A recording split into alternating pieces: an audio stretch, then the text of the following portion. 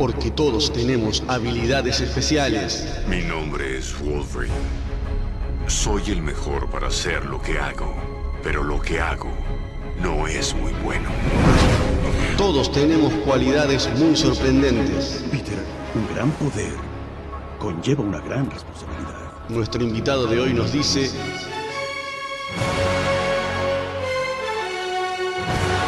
mi superpoder es...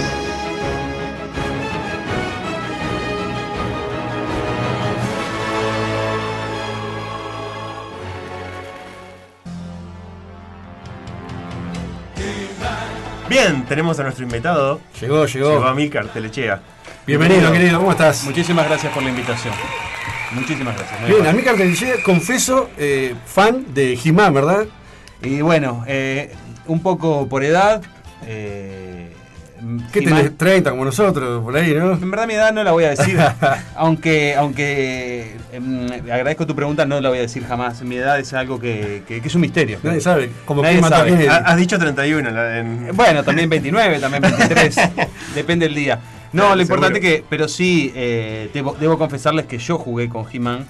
Y no solo jugué, lo tuve en mis manos, sino que también lo pude disfrutar en la pantalla. Ah, mirá. En la tele abierta. O sea, era parte... ¿Los cómics? Los cómics era la manera que teníamos de acceder a He-Man durante las vacaciones. Yo tenía vacaciones sin televisor y había un kiosco en el bañero que yo frecuentaba en la esquina que tenía muy buenos cómics. Llegó a sorprendernos un verano con los Fraggle, más allá del clásico Condorito, Marvel y DC también, ¿no? Obviamente. Isidoro Cañones, Potrocito, Marvel y DC, sí, por supuesto.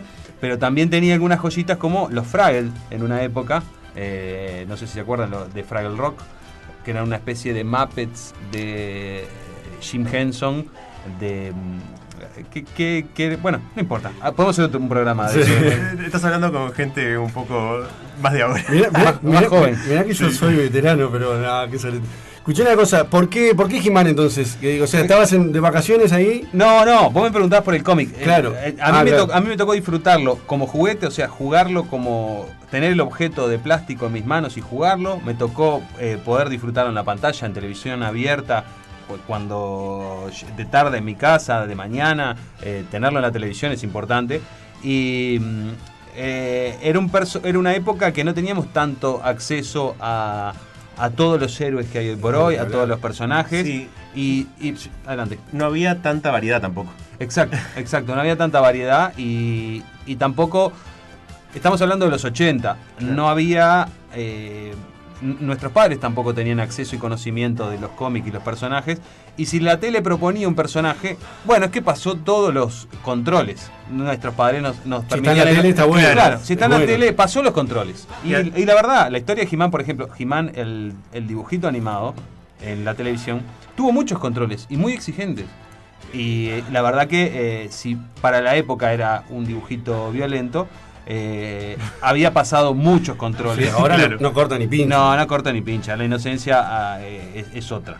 La inocencia ha muerto, capaz. Claro, imagínate también que ya había pocas opciones en Estados Unidos, imagínate acá en Uruguay, ¿no? Bueno, tú lo has dicho. Yo lo viví, tú lo has dicho. El tema con He-Man, a mí también me continuó apasionando de grande porque He-Man viene de un fracaso. O sea, He-Man es el ave fénix que surge de las cenizas de un gran fracaso de una de las empresas más grandes de juguetes del planeta, si no la más grande, que es Mattel. Muchos creen que He-Man nace, es decir, es un macaco animado, un muñequito animado que se hace en función de una serie animada. Claro. Sin embargo, He-Man surge como un personaje de una juguetería, un juguete animado que termina teniendo un spin-off en los cómics, en las revistas, y una serie animada y una película más adelante. Claro. Es que cuando salió el juguete dijeron, ¿y cómo vamos a hacer para que sea popular? Bueno, vamos a hacer unos cómics. Y ahí sacaron unos pequeños cómics chicos que venían junto con el juguete. Gratis. Y después dijeron... Al igual que las Tortugas Ninja, permitime contarte, que las Tortugas Ninja también fueron por ese lado. Bueno, de hecho, las Tortugas Ninja comenzaron con un cómic. Sí. Y en blanco y negro. ¿Sabías esa? Sí. Las pintaron después. Claro. Bueno, el tema es que después le dijeron, che, pero este juguete es para niños de 5 años para arriba. Y los niños de 5 años no leen. Ah, bueno, así sacaron de la galera. Bueno, para eso vamos a hacer una serie animada. Y ahí fue que salió la serie animada del 83. Sí, te estás adelantando un poco, porque He-Man empieza, como te decía, de un gran fracaso. ¿Y por qué me refiero a esto?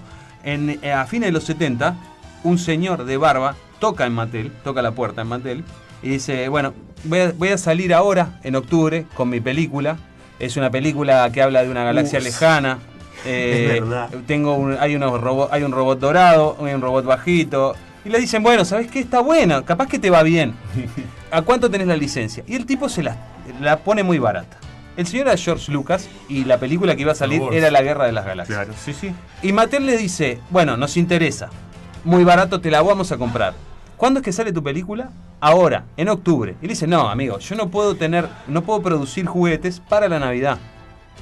Si yo te compro a vos el permiso para hacer los juguetes de la Guerra de las Galaxias, no tengo cómo producirlos. Claro. O sea, físicamente no tengo cómo montar esos juguetes para las Navidades, que es la época de zafra importante de las jugueterías. Era muy tarde. El mercado de los juguetes vive de la Navidad. Después hay un coletazo a lo largo del año, pero, o sea, vos vendés 100 en la Navidad y 1 a lo largo del año. Entonces, yo no puedo llegar con los juguetes a fin de año, vos estrenás en octubre, los juguetes los van a pedir esa Navidad, y no hay manera que yo te haga los juguetes, así que muchas gracias por todo, le dan la mano y el señor George Lucas se va con su licencia más barata a Kenner a venderlo a otra juguetería que le dijo, sí, lo vamos a hacer, vamos a vender vales por el juguete. Por primera vez en la historia, los niños norteamericanos recibieron vales. Comprando humo desde... Compraron vales que se entregaban en Navidad. Se entregaban en Navidad, pero para recibir los juguetes en abril, en mayo, en junio, en julio. Marzo. Claro, fue a largo plazo. Sí. No, fue después de mayo, después de abril empezaron a recibir los niños los juguetes de Star Wars que hasta hoy se coleccionan y que son famosos y que son un golazo, y a esta empresa le significó... Ya te digo, la compraron muy barata la licencia de Star Wars. Hay que decirlo, ¿no? Kenner cumplió su promesa. Kenner cumplió su promesa, claro. Entregó los vales y lo hizo. Pero ver a padres... Mattel dijo, no hay ningún padre que vaya a regalarle a sus hijos un pedazo de cartón prometiendo un juguete. No hay ningún padre que se va a animar. Fue tan la sorpresa y el éxito de la Guerra de las Galaxias que los niños se peleaban por tener ese papel que valía los juguetes de... Hoy en día capaz que vale más ese papel que el juguete. Lo más probable. Que una colección completa de Star Wars de los 70 no, pero que es probable que sí que tenga mucho valor. Bueno, entonces Mattel, que había tenido sus grandes éxitos con Barbie y con G.I. Joe, que es el muñeco de acción, como le llamábamos nosotros. No, G.I. Joe es de Hasbro. Tenés razón. Bueno, tenés razón. Que tenía sus muñecos de acción y la Barbie. Barbie era su caballito. Hot Wheels tenía Mattel también. Hot Wheels y tenés razón.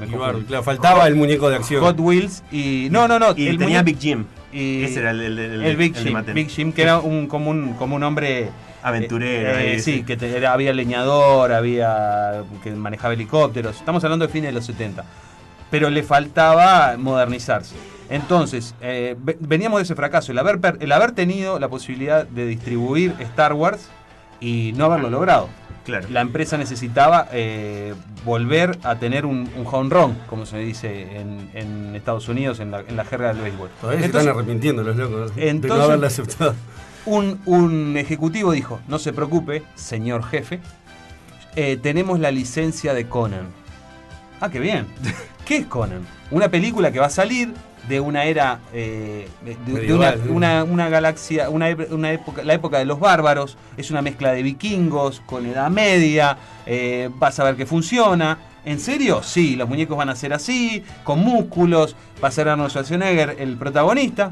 Y la gente se respiró. Dijo, bueno, capaz que sí, con esto nosotros pegamos el volantazo. ¿Qué pasa? Cuando se va a estrenar Conan, surge que Conan no va a ser para todo público. Cuando una película la sacan de todo público, y sobre todo en el mercado norteamericano, vos perdés el mercado de los niños. Esa película se iba a poner PG-13, que es para mayores de 13. Perdés todos los niños. Conan, ustedes se acuerdan porque tienen la edad. Conan, ahí hasta gente con muy poca ropa. Claro, muy poca ropa. Hay violencia explícita, hay gente que muere. Entonces, Conan no era un juguete. Pero interesaba el camino. interesaba buscar ese camino y la juguetería dijo, pensemos en una alternativa de este Conan mezclando ciencia ficción, que es lo que están haciendo, lo que les gusta a los niños, mezclando naves que vuelen, porque Star Wars se estaba vendiendo. Ahora que dijiste qué es lo que le gusta a los niños, lo que pasó fue que Mattel le pidió a Derek Gable, que era el encargado de bocetos preliminares, que buscara qué es lo que le gustaba a los niños. Y él derivó ese trabajo a los encargados de marketing de Mattel, que eran Paul Cleveland y Mark Ellis, y ahí en sus observaciones vieron que a los niños les gustaba sentir el poder, les gustaba que en su micromundo de juguetes manejar ellos el destino de esos juguetes. Estaban podridos de que los padres les dijeran lo que tienen que hacer. Y bueno, esa fue la chispa que inició la temática de He-Man. A los niños les gustaba más la temática barbárica que la policial, que la de cowboys.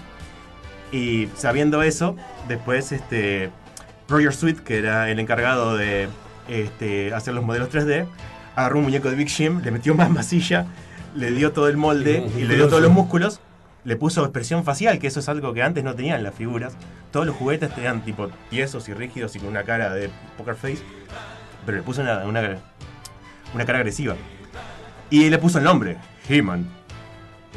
Sí, el nombre He-Man fue todo una movida difícil, fue una parada difícil. La historia de He-Man tiene mucha gente que quería dar un batacazo en la industria de los juguetes, gente muy creativa, pero mucha gente de cada uno en su palo.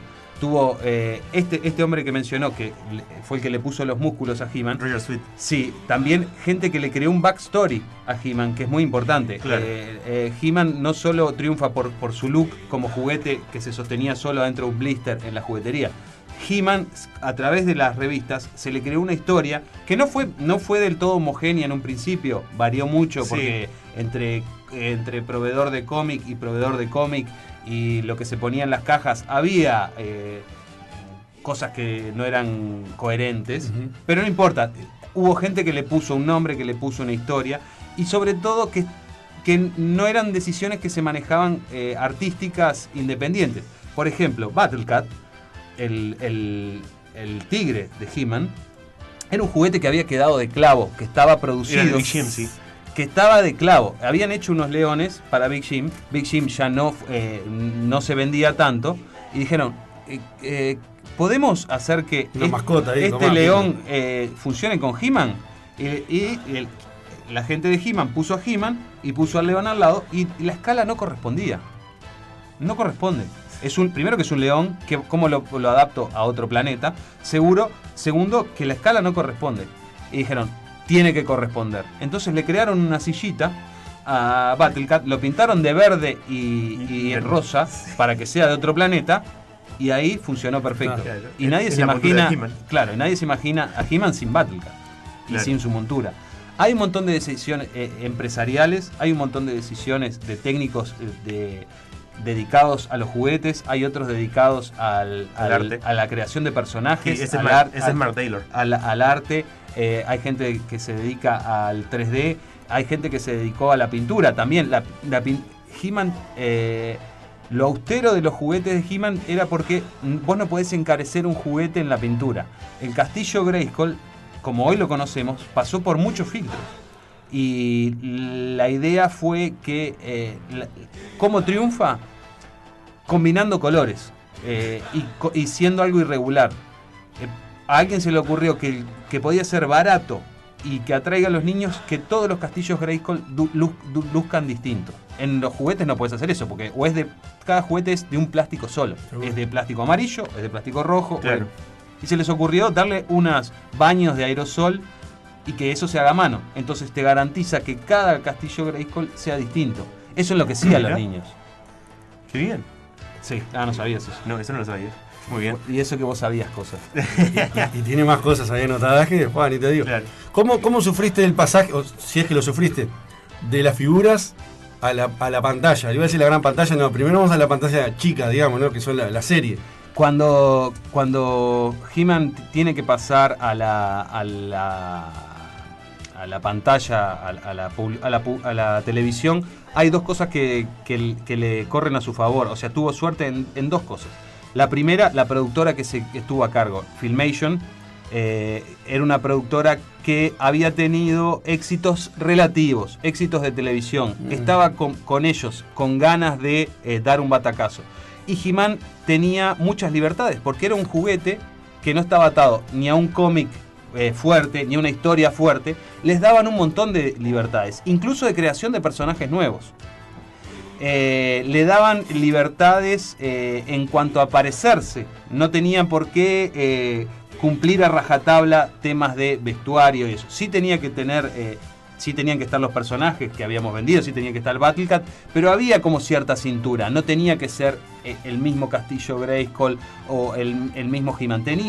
Les permitieron ciertas vueltas. Sí tenían que convencer a una empresa de juguetes, que no es fácil, en cada movimiento. Pero sí, ellos estaban apasionados y creían en He-Man y crearon lo que He-Man fue en la tele, que fue otro gran batacazo. ¿Por qué te hablo de suerte? He-Man no se vende para las grandes cadenas. ¿Viste?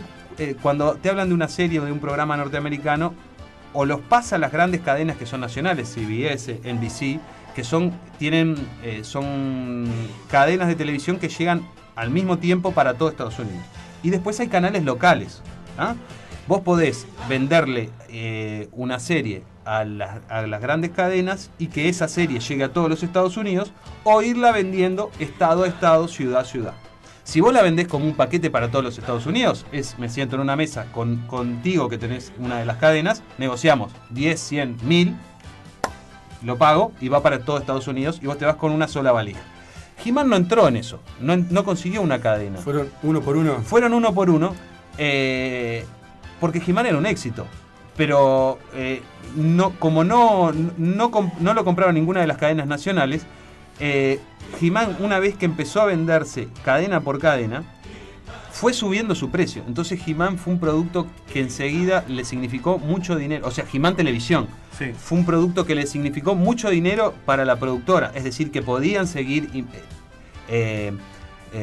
financiando y devolviendo dinero con un producto exitoso. No era bueno, tenemos muchos muñecos que vender, hagamos un dibujito más o menos, que hay muchos, no quiero mencionar ninguno, pero hay muchos dibujitos animados que hoy vemos en los canales infantiles que apoyan un muñequito que está a la venta en una juguetería, que son malos, que son realmente para vender, es simplemente para animarlo en 3D. Y He-Man tenía, ya te digo, una productora que estaba apasionado, incluso el dueño de la productora hace voces en He-Man. ¿No es la misma productora que hizo Los Amigos de la Justicia en el 60? Sí, señor. Ahí va.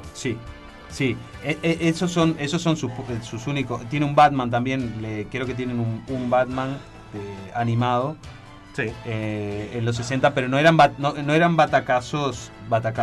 O sea, no eran batacazos nacionales como lo fue He-Man. No está al nivel de He-Man, las Tortugas Ninja. A eso me refiero. Claro. No, estamos de acuerdo. Tenían grandes dibujitos, pero no eran de las top. No eran de las productoras. Igual eran de costos reducidos la serie. Bueno, sí, por eso te digo, necesitaba una productora animada que se pusiera el proyecto al hombro. Por eso el dueño de la productora hizo voces, no una, hizo varias voces. Por ejemplo, la de Orco es del dueño de la productora. Había que ponerle huevo. Hablaba también de otro sello de He-Man en la televisión, que se debió también a sus circunstancias, a la coyuntura. Estamos en Estados Unidos de los 80. Los padres ya habían formado grupos de presión para la industria del entretenimiento, y por primera vez tenían voz en el Senado. Es decir, el Senado atendía a los padres que se quejaban si alguien usaba malas palabras, si aparecía una teta o una tetita. El código, ¿cómo era el código aquel que eso es en los cómics igual, el Comic Code Authority. El videojuego, en todo también. Bueno, eso nació todo en los 80. Para la música, el explicit lyrics, cuando se habla de suicidio, cuando se ve una teta, todo eso, la violencia en los dibujitos animados, eso empieza en los 80 con Reagan y los republicanos. Los padres tienen mucha fuerza y obligan a que He-Man termine con una moraleja. Si ustedes ven en la serie animada, terminan con una enseñanza. En el capítulo de hoy aprendimos que eso fue un invento de último momento para lograr pasar la censura, porque He-Man era violento para la época, sin que muera nadie, ni siquiera hay golpes. Decir, no mataba, no golpeaba, vencía. No hay ni siquiera espadas contra espadas. Claro. Porque igual se veía violento. Así, rayos nomás, ¿no? Directos o cosas, pero no. Rompía paredes. Sí, hoy en día eso es obviamente recontra infantil. Imagínate si en la época fue agresivo, lo que es, no sé, Mortal Kombat y eso, una bestialidad. Menos mal que salió después la serie del 2002, que ahí sí tenía violencia y estaba buena. Eso te iba a preguntar, fue como un reboot eso. Yo no la llegué a ver la del 2002. Obviamente, por mi edad vi la primera, ya te digo, y cuando llegó acá, no sé si capaz que fue una repetición que yo agarré. Cuando empezó este siglo se mejoraron los gráficos, la calidad de animación. Se mejoró primero el juguete. Hubo el juguete por primera vez, se arrimó un poco al anime, se lo hizo más delgado, lo estilizaron. Más estilizado. Se le encargó a una empresa, se le tercerizó a una empresa que, como eran fanáticos del anime, lo estilizaron más, lo arrimaron más a las necesidades, o sea, a los gustos de este siglo, y se presentó en una Comic Con como, dejémoslo ahí en un rincón, en una góndola. Funcionó, la gente se volvió a interesar por He-Man, volvieron a principios de este siglo y hasta ahora tenemos el coletazo de que la cultura de los 80 está de moda, entonces la gente empezó a pedir He-Man y dijeron, bueno, aprovechemos, hagamos una serie nueva. La serie está bien, lo que yo añoro la otra, yo por mi edad no la puedo ver más que 5 minutos, está muy buena, cumple con todo, pero de todas no maneras, me transporta a ningún lugar como sí me transporta la otra. De todas maneras, esa línea del 2002 de figuras fracasó por el hecho de que ya había tanta oferta de otras cosas, que ya los niños no querían Masters of the Universe. No. ¿Vos sabías que el Príncipe Adam en realidad fue un invento de la serie? Sí, claro, no existía la transformación. La serie tiene varias cosas que recoge del juguete y a veces lo deja de lado. Por ejemplo, todo el tema de la espada en el juguete es algo secundario y la serie lo agarra y lo hace mucho más importante. Claro. Todo el tema de la espada. Y ¿qué me habías dicho recién? ¿Qué me habías preguntado? Perdón. ¿Vos sabías lo del Príncipe Adam? Lo del Príncipe Adam. No había una figura de Príncipe Adam previo a la transformación. Estaba la figura de He-Man, así se vendía. No existía el Príncipe Adam. Pero es lo que hablábamos del backstory. Le dieron a la gente de la serie la libertad de seguir profundizando en los personajes. Claro, sí. Porque los convencieron de que si se quedaban a ese nivel de simplemente un malo peleando un bueno en una lucha, claro, perdían profundidad, perdían densidad en la historia. Convencieron a la juguetería y la juguetería vio que Mattel vio que también eso le servía como feedback. Lo que creaba la Filmation le servía para ellos materializarlo en juguetes. Y aparte te daba también más calidad y cantidad de episodios. Si vos solamente tenés un malo contra un bueno y un tigre, ¿cuánto durás? 3 capítulos y para afuera. Roger Sweet está molesto con el tema del Príncipe Adam porque es un tipo con la misma fisonomía que He-Man, que es débil. Viste que es cagón, viste, no quiere pelear, está ahí. Bueno, se me ocurren varios que son así en la ficción. Bueno, Superman y Clark Kent, son claro, así. sí. Pero claro, Roger Sweet dice, un tipo con los mismos músculos de He-Man y ¿qué? Pero bueno, está un tema de interno de Mattel, ¿no? Y yo creo que esas cosas ayudaron a llegar a varios públicos, porque por ejemplo, He-Man le fue muy bien con las niñas. Mattel tenía separado el mercado varones y niñas. He-Man era absolutamente todo para varones. No se esperaba que ninguna niña del planeta comprara He-Man. Claro. Ninguna niña del planeta comprara He-Man. ¿Qué pasa? Había algunos personajes femeninos en la historia en la historia animada que se hicieron juguetes y tenían buenas ventas. Y empezaron a preguntarse, ¿serán solo los varones que están comprando esto? Y se dieron cuenta que no solo los varones, sino que las niñas estaban comprando He-Man, tanto los personajes masculinos como femeninos. Había un 20% del mercado de He-Man que eran niñas. Y ahí fue que hicieron a She-Ra, ¿no? Sí, o sea, las encargadas de la división de Barbie vieron que estaban perdiendo terreno con He-Man y dijeron, tenemos que hacer algo. Y básicamente agarraron He-Man, agarraron Barbie, hicieron fusión.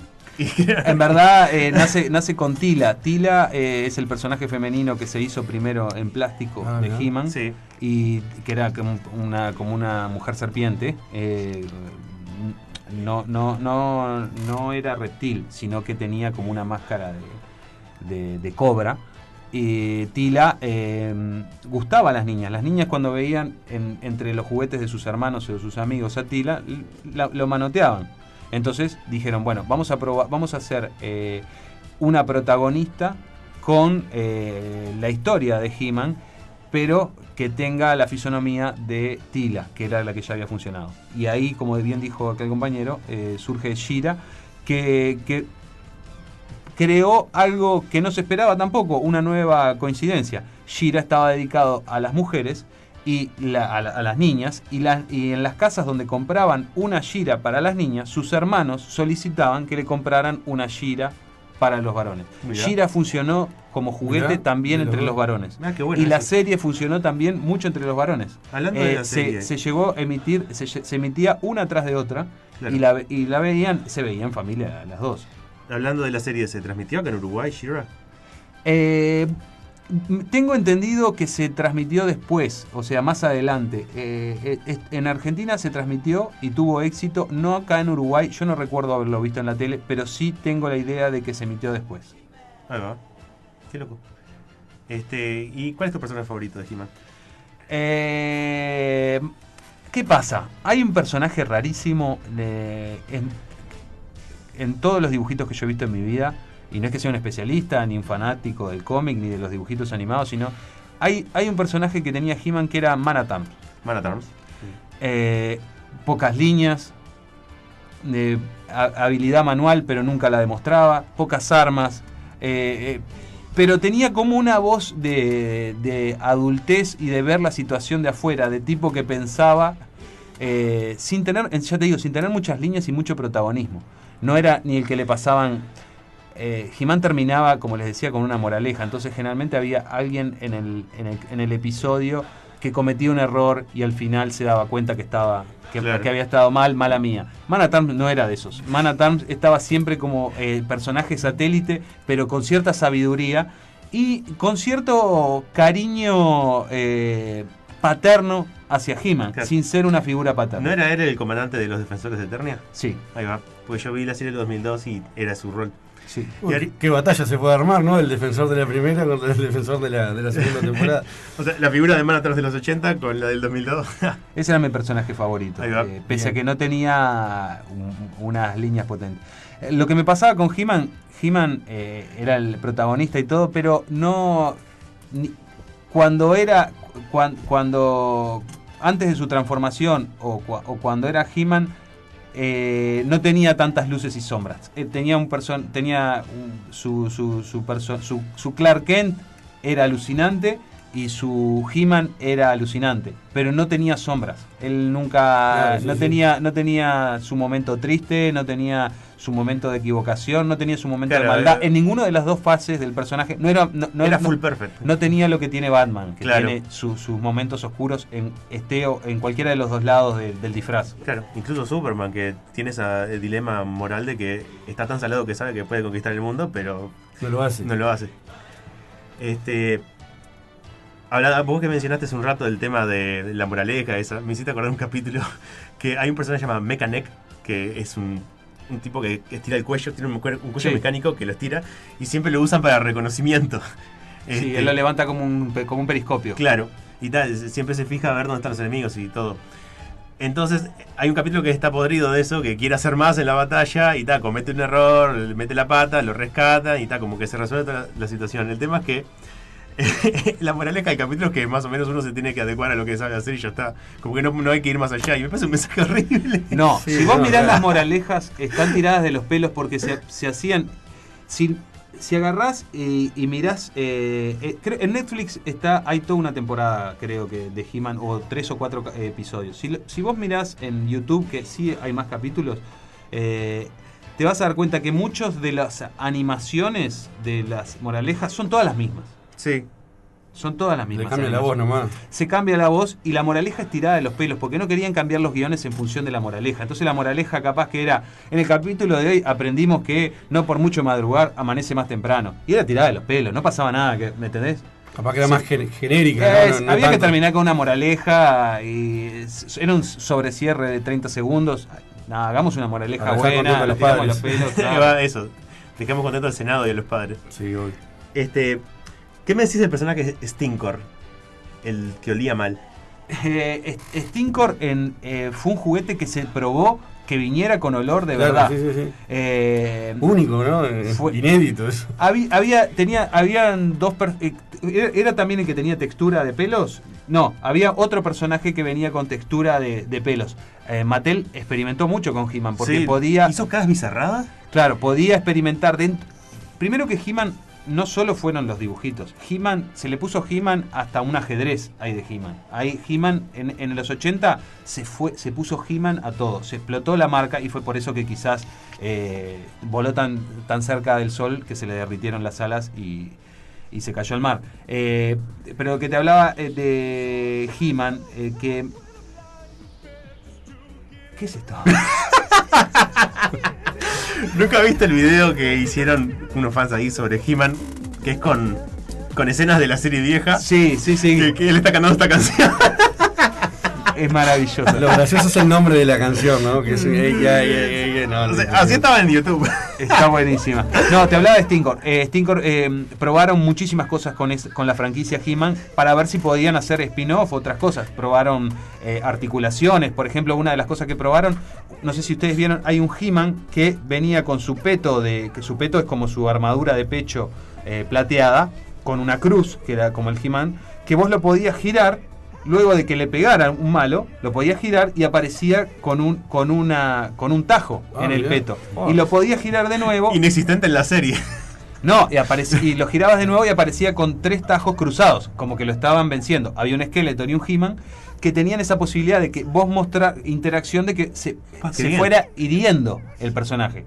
Entre las tantas cosas que probó Mattel en estos juguetes, ya te digo, un juguete Stinkor, que era el que olía, que no tenía olor feo, en verdad. El quien desarrolla el que desarrolló muchos de los juguetes de He-Man en los 80, yo vi una entrevista y habla de que tenía más bien olor a canela. Era un olor fuerte, pero no era un olor feo. Pero sí el comercial mostraba a muchos niños diciendo ¡puah! ¡Qué olor! ¡Qué horrible! Y aparecía Stinkor. El otro era el hombre bestia que tenía pelos. Beastman venía verde y con una especie de...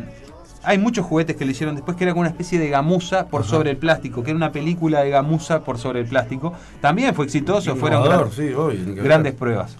Y ya que mencionaste película, la película. Yo creo que le erró a su tiempo, pero es una gran película. Hay que verla.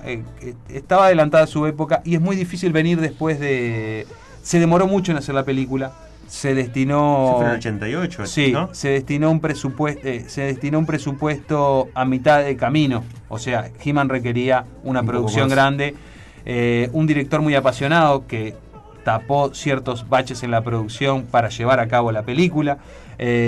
Una gran actuación de Dolph Lundgren, que es quien hace de el soviético que mata a Apollo Creed en Rocky. Sí. No sé si la vieron, ¿es así? Sí. Que acá cambia su papel a ser protagonista, a ser el propio He-Man. Es un extranjero. Él también hizo de Punisher en una película. Tengo entendido yo. ¿Quién decís vos? ¿El ruso? ¿El ruso? Ah, mirá. Si vos lo decís. De los 80. ¿Antes de Travolta y todo eso? Sí, mucho antes. Ah, no la tenía esa. O sea, bueno, tengo mis dudas ahora, pero creo que sí. Bueno, después lo voy a corroborar. No lo puedo... Me disculparé en el programa que viene si estoy equivocado. Bueno, tenemos poco tiempo. Cuando uno se equivoca, en el próximo programa lo que tenés que hacer es no mencionar el tema. No tenés que decir, claro, ya se olvidó, nadie lo googleó. Si no lo googleaste en el momento, perdiste. Tenés que decir con certeza. Es más, hizo un The Punisher. Bien. ¿Y qué decías de la película? No, que la película quizás le faltó... no se quiso arrimar al... Le faltó amor. No, creo que amor le sobró. Tiene una gran actuación del Skeletor. Skeletor es un gran personaje, hecho por un gran actor y un actor de... No es que era flaco y pusieron No era un actor que encajaba en el physique du rol y después le ponemos una voz como Darth Vader. No. Era un actor de carrera, un actor de comedia, un actor shakespeariano de británico. ¿Mirá? Que quería ir por ese papel y encontró ahí en ese papel un desafío. Creo que le faltó más y más dinero en efectos especiales, porque requería efectos especiales y también estaba muy adelantado de su época. Quizás si lo hubieran guardado unos años más, o sea, la hicieron muy tarde para el juguete en relación a la fama de He-Man, pero muy temprano en relación a la computación, a los efectos especiales computarizados que requerían esa época. Claro, de hecho fue después de la caída en las ventas de Mattel por parte de He-Man. Tenía mucha presión también, ¿no? Sí. Tener que rescatar a He-Man era difícil. Claro. Y casi hubo una secuela, ¿no? Hubo, sí, acá. Desconozco de la secuela. O sea, dije casi porque obviamente si no la conocería. Claro, acá encontramos un archivo que decía: tras el fracaso de la primera inclusión de He-Man en el mundo de Séptimo Arte, nadie quiso saber más de nada por mucho tiempo. Pero el plan original era una secuela con el surfer Laird John Hamilton en el rol principal y una trama que se incluía a Skeletor escondido en la Tierra como un dueño de unas empresas llamadas Anon Dark. Bueno, menos mal que eso no salió. Por lo que vi, iban a hacer como un reinicio, porque ya cambiar todo, ¿no? Yo no dudo que salga en breve una película nueva. Hemos hablado de eso, ¿no? Sí, o sea, se está metiendo la mano en la ladera de todas las franquicias fuertes de los 80 y si se da con el número yo creo que la nostalgia hay que imprimirla.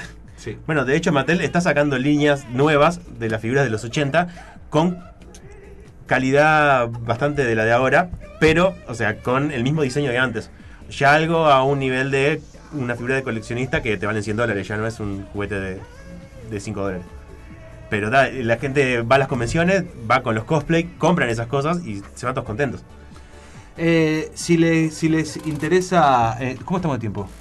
Ya estamos por terminar. Bueno, entonces paso este último aviso. Si les interesa la historia de He-Man, hay un gran documental en Netflix que se llama Por el poder de Grayskull. Ahí va.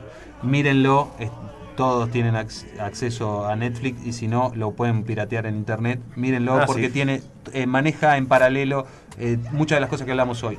La industria del juguete y Mattel, el cómic, la serie animada, la película, cubre toda la vida hablando con protagonistas de la época, gente que muestra a cámara los bocetos originales del primer He-Man, una maravilla, y llegando a coleccionistas. Eso lo ves también en The Toy That Made Us, el capítulo de He-Man. Yo creo que hubiese sido un choque para mí si hubiese estado en tu lugar, capaz que a vos te pasó también. Por ejemplo, conocer las figuras, ¿no? Y un día te ponen una serie y ponerle una voz a algo que vos te lo imaginaste de repente con otra cosa. Porque obviamente las figuras no tienen voz.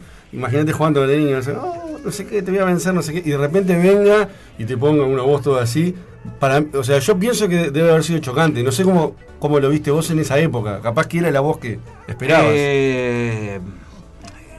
Quizás no me lo planteé tan así. Y ya te digo que a mí me llegó primero la serie que el juguete. A mí me llegó primero la serie que el juguete. Acá era otro Uruguay. Era difícil acceder a los juguetes que vos querías. Claro. Accedías a los que podías. Sí, hoy por hoy vos podés elegir, quiero tal versión, la versión más anime de He-Man que la hay, la pedís a Japón, ni siquiera a Estados Unidos, a Japón, esperás 20 días y la tenés. Incluso Gastón es gran fan de las figuras, se ha traído cosas de afuera y tenemos un espacio que habla precisamente de eso. Sí, que se llama No hay edad para las figuras. Me gusta, me gusta el nombre. Próximamente Mattel, ¿no? Ya que estamos, ¿no? Sí, podemos hacer una de esas. Bien, estamos llegando al final, ¿no? Estamos cerca de las 7. Sí, es hora de despedirnos, pero vamos con la frase. Sí, ya que lo tenemos acá y la moraleja de He-Man de todos los capítulos, podríamos dejar una moraleja para los escuchas. En el capítulo de hoy aprendimos que el trabajo en equipo y pensar no solo en el presente, sino en la historia que precede a los personajes, los vuelve más ricos y vuelve más rica la historia del presente y el futuro de los mismos. ¿Se entiende? No crear un buen pasado para el personaje, un buen backstory para cada personaje, hace que sea más aumenta su potencial y hace que se creen mejores historias alrededor de él. Pero buenísimo. Excelente. Muchas gracias. ¿Era eso? Sí, perfecto. Muchas gracias por venir. Y ha sido un placer estar acá. Hasta el jueves que viene. Sí. Aunque lo nieguen, todos tienen su costado friki.